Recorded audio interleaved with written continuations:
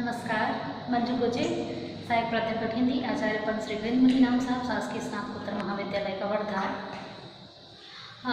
आज हम एमए द्वितीय सेमेस्टर सप्तम प्रश्न पत्र के अंतर्गत आज सच्चिदानंद हीरानंद वात्स्यायन अज्ञे द्वारा रचित आषाढ़ वीणा कविता को देखेंगे। इसके पूर्व हमने आषाढ़ वीणा कविता की पंक्तियों पर चर्चा की थी। आगे की कविताओं को हम जानने का प्रयास करते हैं कि किस तरीके से आषाढ़ वीणा के अंतर के माध्यम से अज्ञेय जी ने जीवन की साधना को साधक के विषय में बताया है। आइए हम आगे कविता। अब तक हमने देखा कि राज दरबार में केस कामली प्रियंवत आते हैं और राजा उनका स्वागत करते हैं, उन्हें आसन दिया जाता है बैठने के लिए और उनके समक्ष जो वीणा, जिन्हें बहुत सारे कलावृंदों ने साधने का प्रयास किया परंतु वो साध नहीं पाए, उनके सम्मुख रख दी जाती है और राजा उस वीणा के संबंध में किस तरीके से वीणा उनके पास प्राप्त हुई, पहुंची, उसके संबंध में वो बताते हैं। देखते हैं। पूरा तो इतिहास ना जान सके हम, किंतु सुना है वज्रकीर्ति ने मंत्रपूत किया। मंत्रपूत जिस अति प्राचीन किरीटी तरु से इसे गढ़ा था। राजा उस आषाढ़ वीणा के संदर्भ में वज्रकीर्ति से कहते हैं कि यह जो वीणा आपके सम्मुख रखी हुई है, इसके संबंध में अधिक जानकारी तो मुझे प्राप्त नहीं है, किस तरीके से इस वीणा का निर्माण हुआ, परंतु जहाँ तक मुझे जानकारी प्राप्त है वो इस तरीके से है। राजा कहते हैं कि पूरा तो इतिहास ना जान सके हम, पूरा तो हम इस आषाढ़ वीणा के इतिहास को नहीं जानते हैं, किंतु सुना है वज्रकीर्ति ने मंत्रपूत जिस, किंतु सुना है कि कोई तपस्वी वज्रकीर्ति नाम के हुआ करते थे, जिन्होंने इस वीणा को बनाया है। उन्होंने अति प्राचीन किरीटी तरु से इसे गढ़ा था। उस वज्रकीर्ति ने इसे अति प्राचीन, बहुत ही पुरानी किरीटी नामक वृक्ष से इस वीणा को बनाया था। और यह वीणा कोई साधारण वीणा नहीं है, वो किरीटी जो वृक्ष थी वो मंत्रों से अभिमंत्रित थी और उस किरीटी वृक्ष से इस वीणा को बनाया गया था। उसके कानों में हिम शिखर रहस्य कहा करते थे। आगे राजा वज्रकीर्ति के संबंध में, उस वीणा के संबंध में कहते हैं प्रियंवत से कि जिस किरीटी वृक्ष से इस वीणा को बनाया गया था, वो किरीटी वृक्ष उत्तराखंड हिमालय के विशाल पर्वतीय क्षेत्रों में पाया जाता है। और यह जो किरीटी नामक वृक्ष है, ये बहुत ही विशाल, लंबा, ऊंचा वृक्ष था और जिसकी शाखाएं जो हैं उसके कंधों पर बादल सोते थे। और ये इतना विशाल वृक्ष था, इतना ऊंचा कि ये गगनचुंबी एक वृक्ष था। ऐसा प्रतीत होता था जैसे ये हिमालय की चोटियों तक पहुंच रही हैं और इसके कंधों पे जो वृक्ष की डालियां हैं इतनी बड़ी थी और उसमें ऐसा मानो ऐसा लगता था जैसे उसके कंधों पर बादल सोते थे। बादलें जो हैं विचरण करने वाली आकाश में, वो ऐसा लगता था जैसे उस वृक्ष के कंधों पे विश्राम करती हों। और वो एक वृक्ष इतना ऊंचा था तो जो हिमालय पर्वत था हिम से आच्छादित, वो ऐसा लगता था जैसे उस वृक्ष के कानों में कुछ कह रही हो, या हिमालय पर्वत उस वृक्ष के किरीटी नामक वृक्ष से बातें कर रही हो। ऐसा उस वृक्ष, विशाल वृक्ष के बारे में कहा गया है। और वृक्ष की शाखाएं इतनी बड़ी थी जिसमें बादलों बातें अब आकर वहाँ पे विश्राम करती थी। उसकी करी शुंडों से डाले हिम वर्षा से पूरे वन युद्धों का कर लेती थी परित्राण। और उस किरीटी वृक्ष की जो डालें थी वो इतनी मोटी थी जैसे हाथी का शुंड होता है। हाथी के शुंड के समान किरीटी वृक्ष की डालियां थीं और वो डालियां पूरे वन प्रदेश में उस क्षेत्र में फैली हुई थी और पूरे उस वन प्रदेश को किरीटी वृक्ष की डालियों ने आच्छादित करके रखा हुआ था। कोटर में भालू बसते थे और पूरे जितने भी उस क्षेत्र में जीव जंतु थे, जितने भी पशु पक्षी थे, उस वृक्ष के नीचे विश्राम करते थे।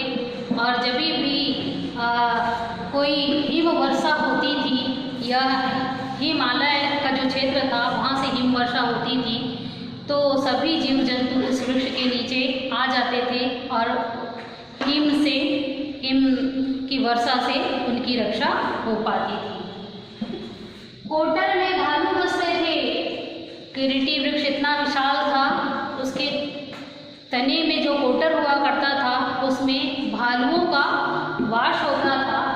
के हरे उसके वलकल से कंधे खुजाने आते थे। उस विशाल वृक्ष की जो छालें थी उस पे वनों का जो राजा सिंह आके अपनी देह को खुजाता था उसके छालों से।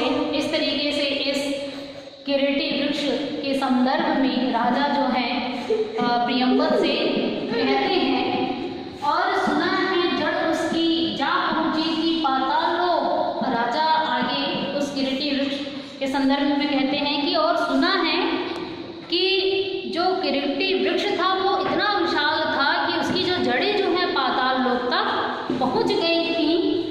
उसकी गंध प्रवणता शीतलता से उसकी जड़ों की जो गंध थी वो इतनी मोहक थी और इस शीतलता देने वाली थी। फण टिका नाग वासुकी सोता था और उस शीतल और सुवासित जड़ों के नीचे जड़ों पर लिपट कर पाताल लोक में निवास करने वाले वासुकी नाग विश्राम किया करते थे। तो इस तरीके से राजा जो है प्रियंवद से उस वीणा के संदर्भ में कहते हैं कि वीणा किस तरीके से निर्माण की गई। एक तपस्वी वज्रकीर्ति थे जिन्होंने किरीटी नामक विशाल वृक्ष से इस वीणा का निर्माण किया है। जो वीणा आज इस सभा में साधने के लिए उपस्थित है, उस वीणा के निर्माण के संदर्भ में राजा का कथन है। आगे हम कविता को देखते हैं कि राजा ने राज्यसभा में पधारे केशकाम्बी नामक तपस्वी को असाध्य वीणा का इतिहास बताते हुए कहते हैं कि इस असाध्य वीणा का निर्माण वज्रकीर्ति नामक तपस्वी ने सारे जीवन की तपस्या से किरीटी नामक वृक्ष से किया। उसी किरीटी तरु से वज्रकीर्ति ने सारा जीवन इसे लड़ा। राजा आगे कहते हैं कि वज्रकीर्ति नामक जो तपस्वी थे उन्होंने सारा जीवन किरीटी तरु से इस वीणा का निर्माण किया है। हठ साधना यही थी उस साधक की। राजा कहते हैं कि जो वज्रकीर्ति थे ये वज्रकीर्ति की कठोर साधना थी। उन्होंने अपने पूरे जीवन काल में इस वीणा का निर्माण किया। वीणा पूरी हुई सात साधना साथ ही जीवन लीला। राजा प्रियंवद से वीणा के संदर्भ में वज्रकीर्ति के संदर्भ में कहते हैं कि वज्रकीर्ति ने इस वीणा को बनाया अपने पूरे जीवन भर के। वो एक कठिन साधना थी उनके जीवन की। उन्होंने उस वीणा को बनाया, वीणा पूरी हुई, उनकी साधना भी संपन्न हुई, साथ उनकी जीवन लीला भी उस वीणा के साथ बनाया तो उन्होंने, परंतु उस वीणा को साधने के लिए वो नहीं रहे। वीणा के बनाने के पश्चात वो साधने के लिए वो नहीं रहे, उनका जीवन, जिनकी जीवन लीला भी समाप्त हो गई। राजा रुके, सांस लंबी लेकर फिर बोले। फिर राजा थोड़ा अपने आप को संभालते हुए थोड़ा सा विश्राम करके सांस लंबी खींचकर उच्छ्वास लेकर, मेरे हार गए सब जाने मानी कलावंत। थोड़े निराश राजा कहते हैं कि मेरे जाने माने कलावंत सभी ने इस वीणा को साधने का प्रयास किया, सबकी विद्या हो गई अपार दर्द चूर्ण। सबकी विद्या, जिन्होंने इस वीणा को साधने का प्रयत्न किया, उनकी सारी विद्या व्यर्थ हो गई, उनका घमंड चूर चूर हो गया। सबकी कोई ज्ञानी गुणी आज तक इसे ना साध सका।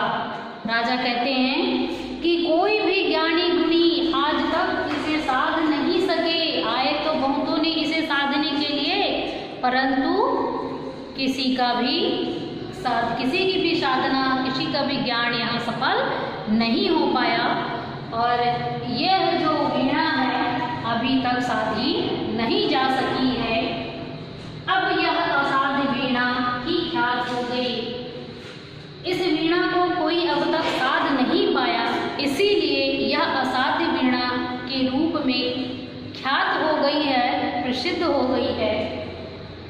पर मेरा अब भी है विश्वास, परंतु मेरा अभी भी विश्वास है, कृच्छ तप वज्र कीर्ति का व्यर्थ नहीं था।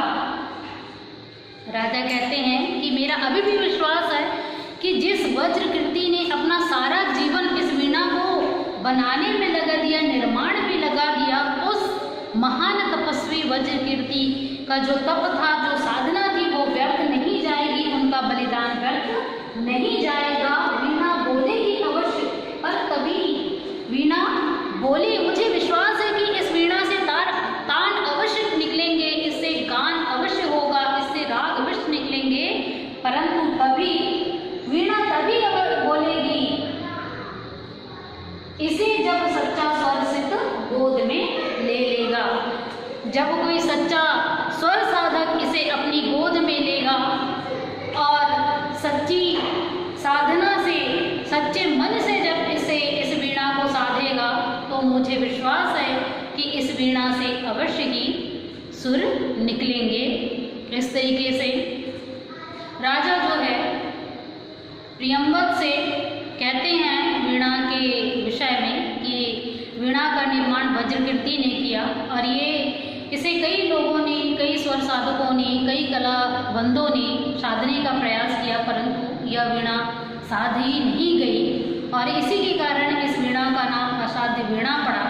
और मुझे आशा है, विश्वास है कि यह वीणा एक ना एक दिन अवश्य साधी जाएगी, जब कोई सच्चा साधक इसे अपनी गोद में लेकर सच्चे हृदय से, सच्चे मन से जब इसे साधने का प्रयास करेगा, तो यह वीणा, इस वीणा से अवश्य ही स्वर फूटेगी। इस तरीके से के माध्यम से, इस कथा के माध्यम से जीवन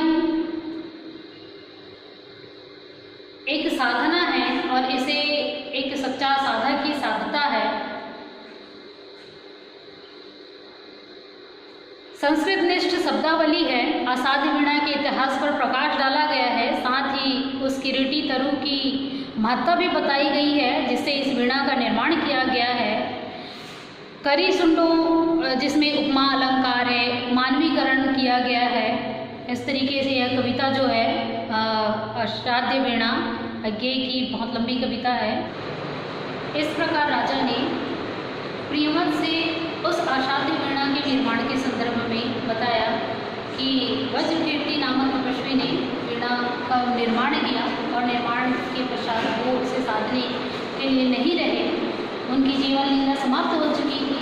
आगे राजा कहते हैं कि काल प्रियंवद लो यह सम्मुख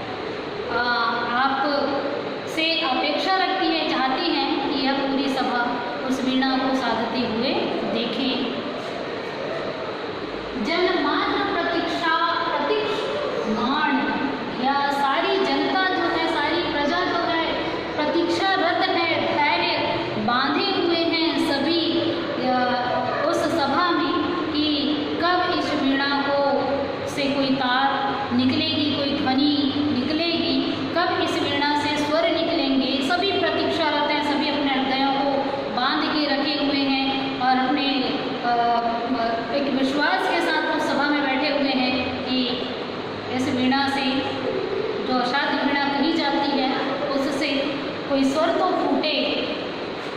केस कंबली गुफा घेरने खोला कंबल, तत्पश्चात केस कंबली प्रियंवद ने जो कंबल उसने ओढ़ के रखा हुआ था, जो गुफाओं में तपस्यारत तपस्वी है, उसने जो कंबल ओढ़ा था उसे निकाल के धरती पर चुपचाप बिठा दिया। उस अपने कंबल को, ओढ़े हुए कंबल को उसने धरती पर उसे चुपचाप बिठा दिया। वीणा उस पर रख पलक मूंद कर प्राण खींच करके प्रणाम स्पर्श चुवन से हुए तार। तत्पश्चात प्रियंवद ने उस वीणा को उस अपने कंबल पर रख दिया और आंखें बंद कर सांस खींचकर उस वीणा को प्रणाम किया और स्पर्श छुअन से तार, और उस वीणा के तारों को स्पर्श छुअन मतलब एक हल्की सी छुअन के साथ उस वीणा के तारों को छुआ। बहुत धीरे से उस वीणा के तारों को उसने छुआ, स्पर्श किया। धरे बोला राजन पर मैं तो, आगे प्रियंवद कहते हैं उस वीणा को रख कर अपने कंबल पे उन्होंने रखा और उसको, उस वीणा के तारों को एकदम हल्के हाथों से स्पर्श किया। उस वीणा को प्रणाम किया, मन ही मन ध्यान किया और उसके बाद उस वीणा को धरकर प्रियंवद कहते हैं कि राजन पर मैं तो कलावंत हूँ नहीं, शिष्य साधक हूँ। राजा से कहते हैं कि राजन मैं कोई कलावंत नहीं हूँ, कोई बहुत बड़ा कला का ज्ञाता नहीं हूँ, कोई कला सिद्ध नहीं हूँ। मैं तो एक कला का साधक शिष्य हूँ, एक साधना रत शिष्य हूँ। जीवन के अनगहे सत्य का साक्षी वज्र कीर्ति, जीवन के उस अनगहे सत्य का, जीवन की जो साधना में रत थे और जिस साधना में रत रहते हुए साधना पूर्ण होने के पश्चात जिस वज्र कीर्ति ने अपनी जीवन लीला समाप्त की, उस अनगहे सत्य का साक्षी जो वज्र कीर्ति था, जिन्होंने प्राचीन कीर्ति तरु अभिमंत्रित वीणा, जिन वज्र कीर्ति ने इस प्राचीन किरीटी नामक वृक्ष से अभिमंत्रित कर इस वीणा को बनाया है, ध्यान मात्र इनका को गदगद विकल कर देने वाला है। इसका ध्यान करने मात्र से मनुष्य गदगद हो जाए कि उस महान तपस्वी, जिस महान तपस्वी वज्र कीर्ति ने अपनी पूरे जीवन की साधना से इस वीणा का निर्माण किया। यह वीणा इतनी पवित्र है, मंत्रों से अभिमंत्रित है, इतनी जो इस वीणा की जितनी व्याख्या की जाए वो कम है। इस वीणा का स्मरण मात्र करने से मनुष्य गदगद हो जाए, वह वीणा आज मेरे सम्मुख रखी हुई है। तो इस तरीके से वीणा रखी हुई है, चुपचाप हो गया प्रियंवद और इस तरीके से प्रियंवद जो है कहते हैं कि यह वीणा इतनी पवित्र है, जीवन भर की साधना से इस वीणा का निर्माण किया गया है। जिस महान तपस्वी प्रिय वज्र कीर्ति ने इस वीणा का निर्माण किया, यह वीणा इतनी अभिमंत्रित है, पूजित है कि इस वीणा का स्मरण मात्र से मनुष्य का जीवन सफल हो जाए। उस वीणा को मैं अपने सम्मुख पाकर बहुत गदगद हूँ। और इस प्रकार कहकर केस कांबली प्रियंवद सभा में चुप हो जाते हैं। सभा भी मौन हो रही। जब प्रियंवद मौन हो जाते हैं तो सारी सभा भी मौन होकर उनकी तरफ देखने लगती है। सारी सभा में एक सन्नाटा सा छा जाता है। सभी राज दरबार में एक शून्य सा माहौल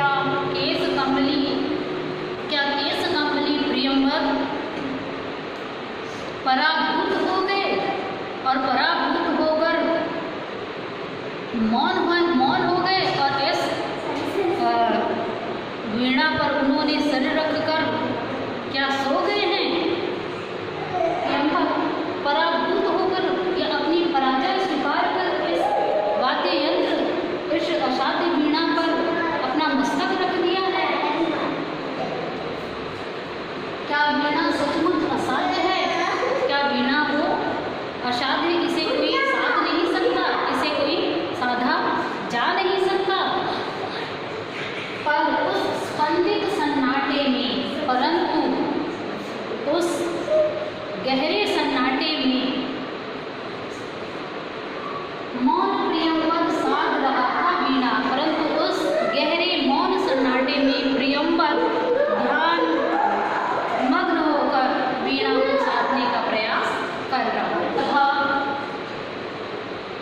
देखती है कि प्रियंवद ने उस वीणा को अपनी गोद में उठा लिया और सर रख कर वो कुछ विचार करने लग गया। ऐसा लग रहा था जैसे उस वीणा पर अपना मस्तक देकर वो विश्राम कर रहा है या सोने लग गया है।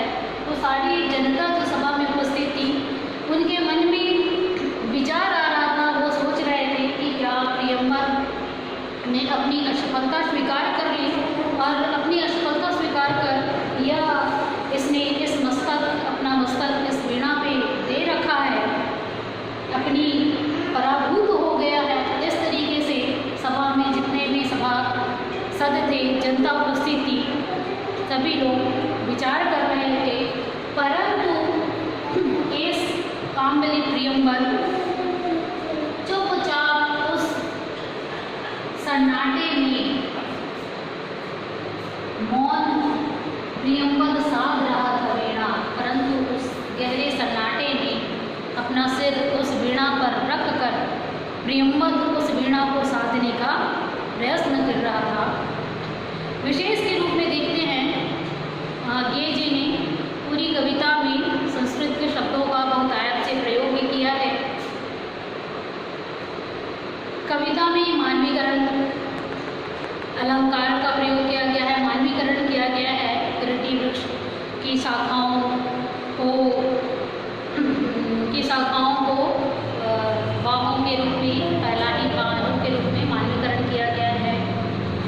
कविता जो है लय के रूप में आगे बढ़ती है और कथा के रूप में आगे बढ़ती चली जाती है, रोचक है, साथ ही जीवन से जुड़ी हुई कविता है। जीवन साधना, एक सच्चा साधक ही जीवन की कठिनाइयों को साध सकता है। इस तरीके से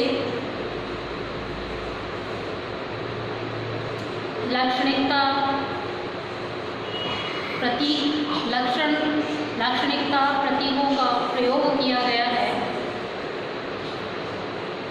इस प्रकार असाध्य वीणा की कविताओं का कुछ कविताओं का आज हमने अध्ययन किया, और हमें आशा है कि यह कविता आप सभी को अच्छी लगी होगी और आगे की कविताओं को हम